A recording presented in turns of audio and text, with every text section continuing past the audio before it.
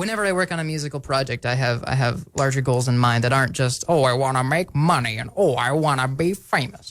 You know, it's girls at my feet. Yeah, right. That is not what I'm saying. Use them as socks. I don't know why you would want girls at your feet. I kept saying that too, and I was like, what does that even mean? I like girls at eye level having confident, intelligent conversations with me. Yeah. Down on my feet to be my socks. Okay. Anyway. Yeah. You know, I grew up in a religious household and I read a lot of comic books, so I'm definitely an idealist. And as I get older, I have to balance my idealism with pragmatism. You know, being trained as a teacher like I was, I can't just be an idealist and expect everybody to get all A's. I have to be realistic. And I feel the same way about the country I live in. For a long time, I was like, I didn't ask to be here. I don't have to do my part. I don't care about society. It's just running people down anyway.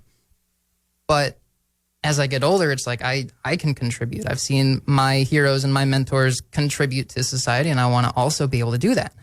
And if I look around at the country, I see a lot of division. Right? We're really divided in this country right now. And it's important to me that I'm part of the path back to a unified country. And that might take a long time, and I might not have a big part in it, and that's okay. Is the divisions like love? Do they have like group names? Well, you think about political divisions and you think about religious divisions, and even from state to state, people don't agree with each other, don't think the same way. I think that's like here, football. Like, I'm just saying, like, people are like, oh, Ohio, but it's like, don't you just hate their football team? Like, Ohio's not that bad. I feel like we're in a very divided country right now, and I really want to help get us on the path back to unification. And we're never going to agree. Part of a healthy country is having a lot of disagreements. It's just how we deal with those disagreements that's important. So a lot of what Young Buddy talks about is facing hard truths. Because once we start doing the self-reflecting and facing hard truths about ourselves, then we can start communicating with people we don't normally agree with a lot easier. And that's really important that I open up these channels of communication for people. And, you know, I might not make all that big of an impact, but that's okay because I'm trying. And if we don't try, then what are we doing? My goals with this band, Max. to get back on track here. Hi, Max. Hi. So my goals here is I'm mainly making music that I thoroughly enjoy. I think that's what a band is, isn't it? Well, yeah, but sometimes you get all the manufactured bands that just sing what they're given because they want to be famous. They've got buzzwords just to interact with an audience they don't actually know. Yeah. But if somebody was like, okay, I'm going to sign you. You guys are millionaires now, super famous. Would you be like, mm-mm? Depends. That would be a really valuable platform. I think I couldn't give up a platform that allowed me to reach a lot of people. And if I had any control over the message that was being given, then absolutely. Yeah. You know, it's all about how many people I reach. But I would, if I didn't feel like that project was doing a net good thing for the fans, for the kids, then, you know, I'd move on from that project. Absolutely. What kind of stuff is that? What kind of stuff is not good for the kids? Not good for the kids? Well, it's hard to say. You got to follow your heart. You know, sometimes people think one thing is good for the kids, and I disagree, and sometimes vice versa. So you become Ariana Grande, this whole big, like, boom, you're Ariana Grande now. You're going to be like, mm-mm, not good for the kids. I wouldn't say she Ariana has Grande is fake not hair. good for the kids. Who am I to judge?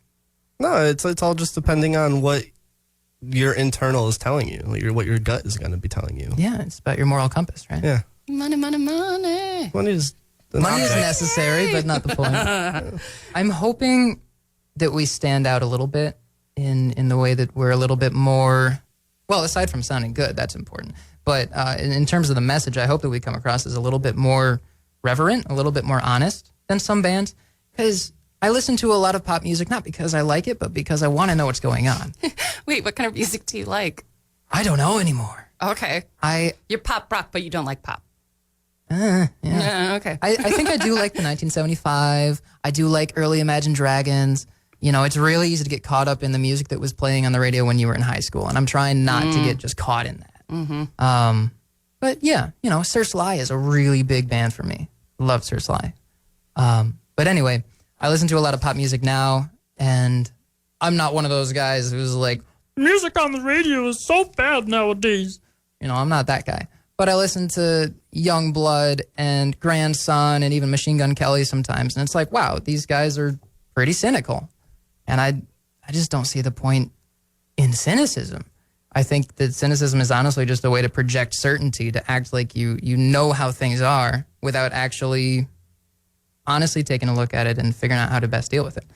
So I think that it's absolutely necessary for kids who are listening to those artists to have a little bit of an outlet. But there has to be something to follow up that outlet. Once they've gotten out their aggression and their frustrations with the way that things are, there should be a way to recover and constructively make something. And I hope that we're one of the bands who helps with that.